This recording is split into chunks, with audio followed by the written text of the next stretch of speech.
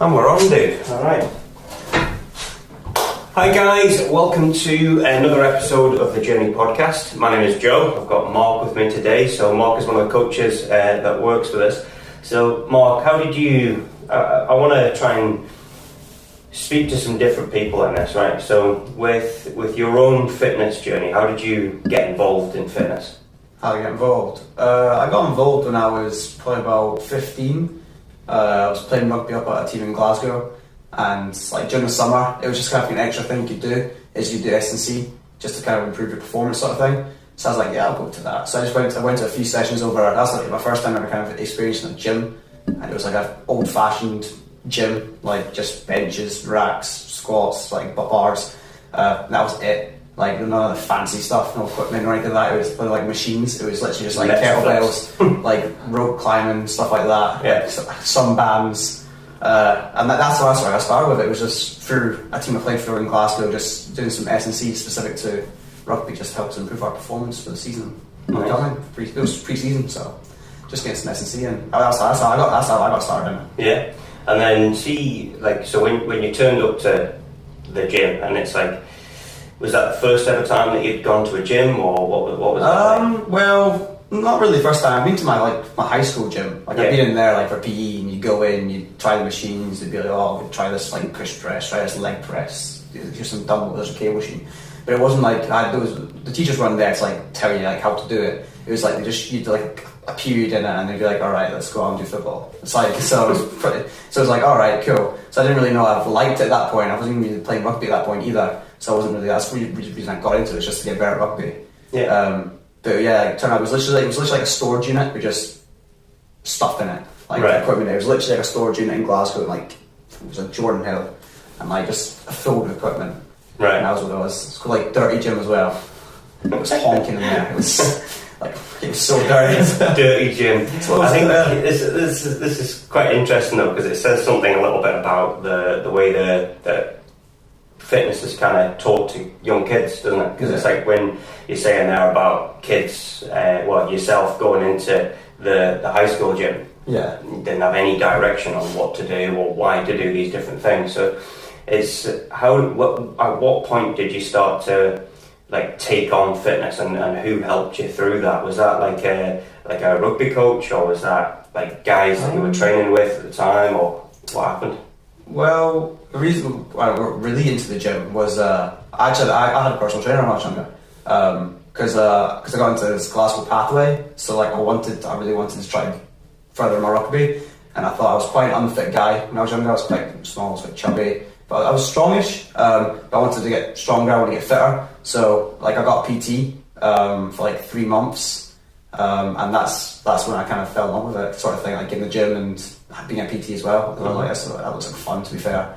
And so it's always in the back of my mind of that. That's why I got really into it. So I had a PT like take me through it while I was at this pathway program, trying to progress my rugby, and he was helping me with my rugby. It wasn't like so specific to rugby. Looking back at the training I was doing then, now it was kind of just very broad and generic. But I hadn't trained at a gym before, so that's what you had to do with me. Couldn't make it that rugby specific, because it was. Well, I was a guy, you know. So a lot younger. I was like 16. I was 16, yeah. 16, yeah, 16. I was when I was doing that. That's when I started doing it. Then after that, I just started going to my high school gym because I knew what to do. And what I'd do is I just say the guys, I don't know if I was in 5th and 6th year, they go out and you do like double PE. I'd be like, it'd be double football, and I'd be like, I don't want to do football. So I knew I was quite friendly with the head of the department. He was an old rugby coach as well, and I was like, instead of doing football, can I just go in the gym? And he was like, yeah. So I did that like twice a week for like a year, doing that, and I just did my own stuff. Yeah. I think it's so when you're talking there about, obviously you had personal training for a while as well, so that got you into the flow of training, starting to understand it a bit more. Yeah. Did you say?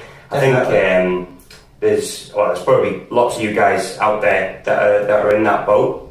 Maybe you've not been involved in fitness before, and you just need that extra direction. So with what we do here, that is exactly what we do. We sit you down, we go through exactly where you're at just now, and then obviously we direct you through the process to get better, basically. And we've got lots of different tools that we use to do that. But with yourself there, Mark, so how did you end up getting into the PT side of things, and what happened there?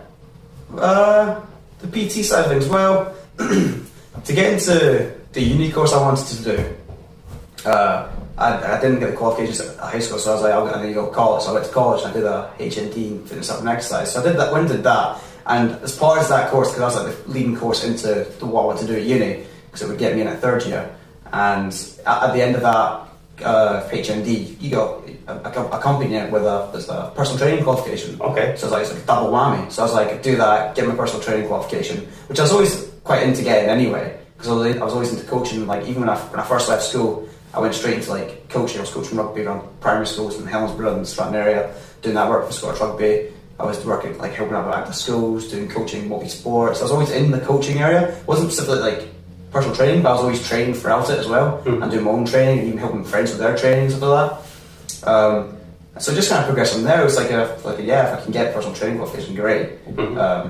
As well as doing a course that I want to do later on. Yeah, just worked out well. To be fair, just kind of fell into it almost. Very good. Yeah, I think there's something in Mark's story here. I think for a lot of guys and girls listening in as well. So it's the young athletes that are out there in the school process at the moment. So they're in school or just finishing up with I don't know what it is in Scotland. What is it? Year 11.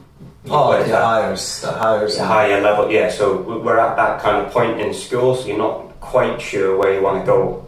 Well, not just in fitness, but in life either, because you don't know where you're going to end up realistically. But there's probably lots of you guys out there that are looking for that direction. I think Mark's story is it probably resonates with me. I kind of understand where you're coming from with a lot of that, but there's definitely going to be guys and girls out there that can listen to that story and get something from that. But I think with yourself, it's what is the major driver for you with fitness? So what makes you train it week to week? What makes you get up and do? So obviously Mark's got a bit of a shoulder injury at the moment, but what makes you do what makes you do the extra stuff? You know, you've got an shoulder injury, but you're still going to go and do a leg training session today. Yeah. You're still doing your rehab stuff, so it's not preventing you from moving forwards with your fitness. So I think what helps you keep going with that?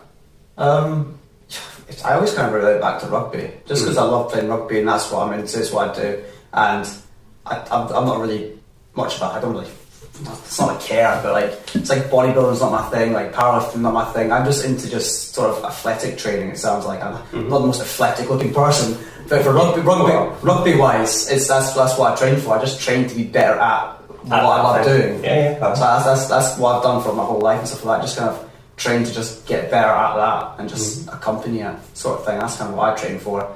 Occasionally I'll go into periods of just doing like bro workouts and stuff like that. That's mainly my friends that get me into that. So guys and girls that don't know what that is, hold on a minute. With what Mark's talking about is when you go to the gym and you do like isolated body parts. So he goes in and he does like an arm workout or a shoulder workout or something along those lines. Probably just to mix it up, probably. Yeah, it's probably just to mix it up and stuff like that. And even at that, sometimes I'll do that and then do stuff that will, I say, make me better up. It's very generic, but it's like just a sort of athletic style training, like sort of just like that. Yeah. So with that in mind, then, how does that kind of relate back to what we do here? So we've just changed the way that we do our programming here at the Journey. So we've got 4 main programming types. So we've got our bodybuilding split, which is realistically the goal is to isolate body parts down, take them to failure and force the muscle to grow. Yeah. We've got a strength program, which is specific to a powerlifter and trying to get stronger at the 3 kind of big powerlifting lifts. We've got the athletes program, which is an individual style program. So based on whatever your sport is, then we can program for that. And then lastly, we've got the Prime for Life program, which is the idea is functionality. We want to improve functionality. We want to get people moving, get them moving more efficiently, and then improve the performance of that. So with with the way that you're talking there with your training, how would we align that back to, say, a client that was coming in and they want to try this, but they also want to try that? How would you kind of make that happen for them, or how would you explain that to them? Goodness me, it's a loaded question, isn't it? It's a big question. Me. Where do I start? So it's saying it's just a client who comes in and wants to train. What were you saying? So if the goal is, again, we've had podcasts on this before where we need to know what the goal is before we can decide what style of programming. But if somebody comes to you with they want to get stronger as the main goal, and then over time that goal changes. Yeah, goals do change over time, stuff like that. So once they've gotten stronger, they might want to shift their focus to getting bigger, which then you switch it over to like the scope sort of program there, a bit more hypertrophy training. Or even if they are getting stronger and they go into like say a sport, or they want to improve on certain aspects, you can sort of shift them towards the athlete sort of program or the athletic program sort of thing, where it's a bit more specific to what they're trying to achieve in that way.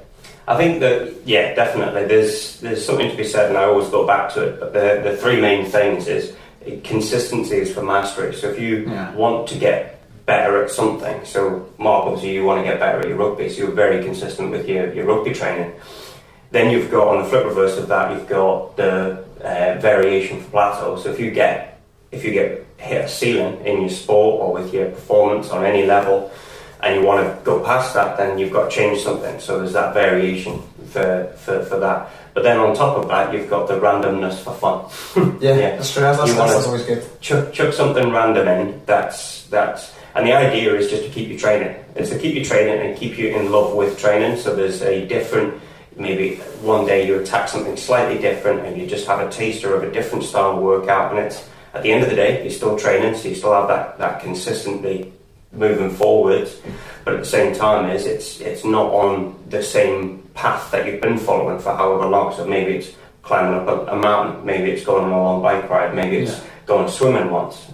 It's something random that's going to keep you active and keep you moving forwards on your fitness journey. But if we were to break this down to maybe young guys that are out there now, like for example, we've got a couple of people in our program that are young guys that are wanting to get better at rugby and they're wanting to succeed in rugby. So how do we help them? What would be your suggestion to them? Stay consistent with it for one, as you were saying. Like you can't just come in and do like a session here and there and then miss it. And you want to commit to it. You need to be consistent with it to get the progress and see the actual results that you want to get. So that'd be the first bit of advice: is just come in for whatever sessions you're meant to be doing. Come in for those sessions, get them done to the best of your ability, sort of thing. For the program amount of weeks, sort of thing. That's what I would say. That's fair dues. So what is this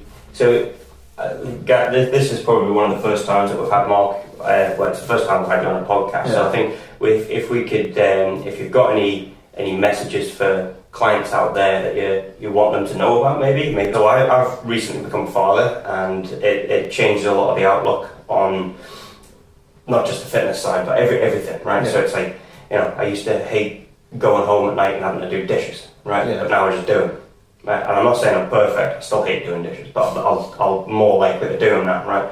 So it makes you a little bit more disciplined because you want to feel like you're setting an example. I mean, I know my son's only 6 months old, but I want to feel like I'm setting an example. I'm not perfect, but I'm working on getting better every single day. So fitness, life, work, I'm trying to get better every single day. So with yourself, it's like you've hit a road where you've got injured. Oh yeah, definitely. How have you overcame that? I'm still trying to be honest. It annoys me every day because, starting for this new team, I get injured in my first game, and not playing rugby for 18 months to have my first game in the first 5 minutes, get injured again. Again, I've done this injury before when I was younger, my other shoulder, so I know what it's like, I know how long I'm out for. And it wasn't so bad back then because I wasn't training as hard, but recently I've been training pretty hard and I've been progressing quite well, and it's like a big bump in the road, to be honest. It's been 5 weeks, I've not done any sort of I've not even been consistent with my lower body training, to be honest, because it's coming down a bit of a slump, because it's like I just can't try anything because the first 4 weeks everything was so sore. Doing anything was painful. Couldn't lift my arm, couldn't lay on it, couldn't really move without doing anything. So I got it being painful. But it's only up now. The rehab's been actually feeling amazing. So the past 2 weeks, so there's progression there. And that's what I've got to say to people out there as well. It's like, just because you hit me bump in the road doesn't mean it's over. It doesn't mean you have to, don't give up. Definitely don't give up. That's the last thing you should do, is just keep pushing through it, because it will get better. It always gets better. I mean, you're not going to be, no, I'm not going to say that, but it's not going to be a write-off forever, you know what I mean? So it will progress, and you know, I've been there before. I've multiple injuries. I've done my shoulders, how many times? At least 5 times, like whether it's rotator cuff or AC. Never dislocated it yet, so hopefully not, but it gets better, it gets easier, so that's what I'd say. You just gotta keep focused and just gotta say it on the positive side of it. You can't look at a couple of times I've been like, oh, it's been so long, but it has been long, because it needs to heal. It's a healing process, that's how it works. So is there, just before we finish this up, Mark, so is there any sort of closing messages just with that? Because, you know, people get injured, like you're saying, stuff happens, there's bumps in the road, but how do we move forward? How do you stay motivated? How do you stay motivated? The way I stay motivated is just like looking at the success of what you've done before. So, well, for me, I've got injured, I've come back from it, so in my mind it's like, I know I can do it. It's there, I've done it before, I've done it several times. So it's not that I can't not do it again. That's the way I look at it. You gotta just stay on you gotta give it a positive spin. You can't look at the bad things. You gotta just be like, look ahead and be like, yeah, I'll come back stronger. That's the way I look at it. That's fair. I think just on that note, it's there's not many reasons to look backwards, right? Yeah. But the only time you ever should is to see how far you've come. And I think if that's the message of the day, then that's a powerful message right there, brother. And it was lovely to speak to you. It's a pleasure. And guys and girls, we're going to try and get more of the coaching team on the Journey podcast over the next few weeks now. So this has been Mark Ashdown. So he's been a coach with us for the last 2 years. 2 years. So he's been a coach with us for the last 2 years, and your journey is well, you're constantly moving forward, brother, and it's really nice to see. So thank you for today, and thank you anybody for watching this. And if you want any more, if you want any questions answered on this podcast, or if you want us to talk about anything specific, then feel free to whack that in the comments, guys. But otherwise, take care of yourselves, stay safe, and we'll see you soon. See you later.